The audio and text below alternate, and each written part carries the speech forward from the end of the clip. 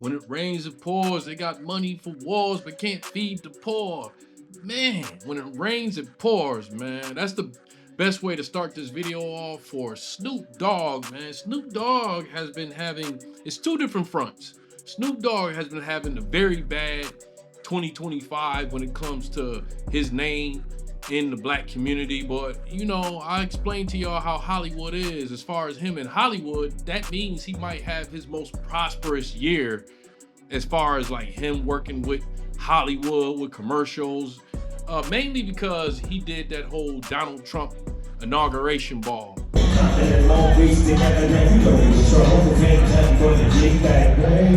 The thing about it is, when it rains, it pours, man. People, the usual suspects that I've had beef with Snoop in the past, are taking this time to come out and pretty much explain some of the past situations involving Snoop that he's lied about. And one interview that just came out on The Art of Dialogue that, you know, I heard some pretty shocking information is this new interview with Suge Knight, who called in from prison. That point, once Tupac became to be a part of Death Row, the name was changed from Death Row to Untouchable Death Row, if you guys remember. So now, the main thing that Suge talked about in his interview is that highly documented, notorious, pun intended, trip that Death Row took to New York that year. And after that, everything pretty much broke apart. But there's one famous story that Snoop always loved to tell about that New York trip. I had seen Nas in the park, and him and Nas had words, but Nas didn't want none. But Nas had 100 niggas with guns. Right. With guns. Right. By me saying he didn't want none didn't mean he didn't punk out, because we was in New York in Central Park with 100 goons from New York circle us. That's why Pac is in this nigga ear telling nigga song dissing you, Jay-Z, Biggie. I ain't got no problem with you, Pac. All right, nigga. Well, if you ain't got no problems with me, nigga, when this song come out, you better not say more. I love you, Pac. Shook the nigga hand. And it's two fronts: the Tupac and Nas meeting, and also the flight back to New York. And Suge talked about both of those situations. the after party, Pac seen Nas, and Pac went up on Nas at about 100. Him and Nas started conversating. Anybody told Pac and Nas had a conversation. Nas didn't push up on Pac.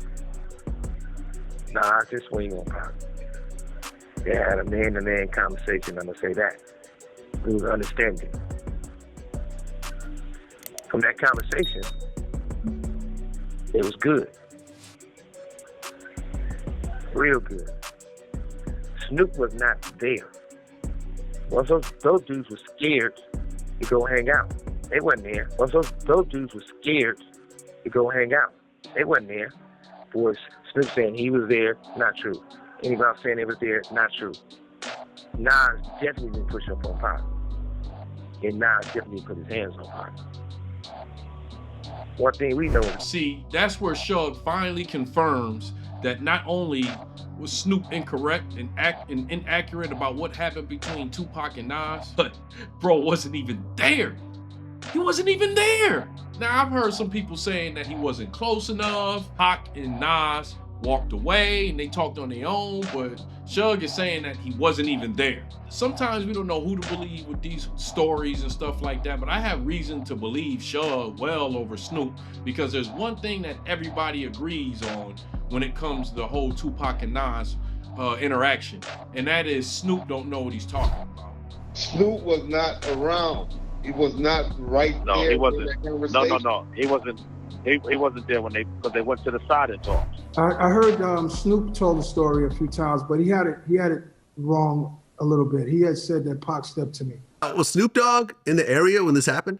Yeah, maybe like in a corner somewhere, but he wasn't close to where he can understand the talk. But I have more reason to believe Suge because there's video out of Suge and Tupac together moments before this happened with Nas, and I can show it to you right here. This is Tupac and Suge Knight right here. All right, man. Can we talk about Death Row East? What is exactly happening, and what can we expect from it? You believe in God? Certainly. Believe in Death Row East. Believe in that, for real. That's it right there. But if you believe in God, believe in Death Row East. Here, he even disses Nas moments before they actually met each other. Here's a video here. Jesus, they only here to cause confusion. We here to bring money and to bring change. They here to cause confusion. All these weak rappers, Nas, all these suckers, they battling off of East and West like this is a game. This ain't no game. If this was chess, we'd be yelling checkmate 3 years ago because we've been beat these. It's not a game. We out here trying to help our people make money. We trying to get out of this 3. One part that he talked about that I haven't heard too much about is there was an actual fight between Tupac and Snoop. And that's when Suge got into his whole story about, man, this is crazy, about how Snoop pretty much lied about that whole knife and the fork on the flight. Snoop didn't let none of my security ride with me. I had to ride on the plane with him, his homies, and Pop. And it was the most uncomfortable ride I ever had in my life because my nigga didn't say nothing to me the whole ride. And that's a 5-hour flight on a private plane. Yeah. So I walk up to him like maybe 3 hours into the flight, sit next to him like, you going to Vegas, cuz? And he turned on me like this, start talking to somebody else. So I'm like, all right. So I go in the back, put the blanket on my head, knife in my hand, fork in my hand, and just sleep the rest of the ride. Because I feel like they finna try to do something to me. So when I get off the plane, we land, he walk out, I got a Rolls Royce, he got a Rolls Royce. He walked down the steps, I walk down the steps. We meet right here. I'm like, cuz, you going to Vegas? He do me like this. Went his way and he went my way. Next time I get a call, you know, niggas like, turn on the news, guys. I'm at Warren G house. We turn on the news, we see yellow tape, Suge BMW. Call Suge, he like, yeah, white people, come on out here now. Drive out there, I see him in the bed, laid up, no words, no conversation. I see Jesse Jackson, his mama. His mama pulled me to the side. Snoop rode in the van with the security and the luggage. Was sitting in the van with the security and luggage. And you know, when Snoop, he says in the interview that they wouldn't allow the security to ride with him. The security didn't ride with him. They wasn't scheduled to be on that particular flight. That was just a little private plane for the artists and Suge. So when we got, you know, downstairs, Pac took off on Snoop. Pac ran up on him, did what he did. Snoop ran this way, Pac running behind him. I stopped him. We ain't finna be doing all this in New York, making us all look like we some idiots. So whatever problem it is, we go in the studio and anybody fight, they fight. Once people walk out that door, it's over. So I told both of them that. I told Snoop, come get in the car, we gotta go to the airport. Not the airport, you know, we had a private plane, still an airport. Snoop refused to ride with Pac is crazy. Snoop rode in the van with the luggage, because we had a van to carry all the luggage, and everybody else was in limos.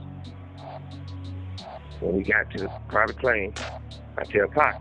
When we got to the private plane, I tell Pac, take the place for all this. Let's just get to the house and y'all have that conversation later. But Snoop never got on the plane and grabbed no fork and no knife and came by Pac and banged on him and all that type of stuff. Never happened. Pac can call every person out. It seems like pretty much Snoop was afraid of Tupac. Y'all need to go I'm not the type of person to play a whole interview on this page. I'm not gonna do that. Y'all need to go check out The Art of Dialogue, the full interview, because it's some interesting stuff in that interview. Not only the Pac and Snoop fight, not only the flight where Snoop got on the flight and lied about the fork and the knife and banging on Pac, but also what he had to say about Snoop Dogg being the only Death Row member that didn't go to Vegas. And that's probably something behind that. Nobody in our circle of Death Row doesn't go to the fight, and everybody go to Club 662 after the fight. Everybody. So we were surprised when Snoop didn't show up because they got ringside ticket paid for. We were surprised they wasn't at the club. But later on, we all learned why Snoop did not show up. The crazy thing about all that, it took a cold person, a cold group of people to connect those dots. Also look at the documentary I shot on Snoop being hip hop's fit sitter. I'm still getting a lot of traction on that video. It's part 1 and it's part 2. Go ahead and check it out. But anyways, you know how we like to end our videos over here at Moxy Approved, right? With that water. I'll see y'all here next time on Moxy Approved.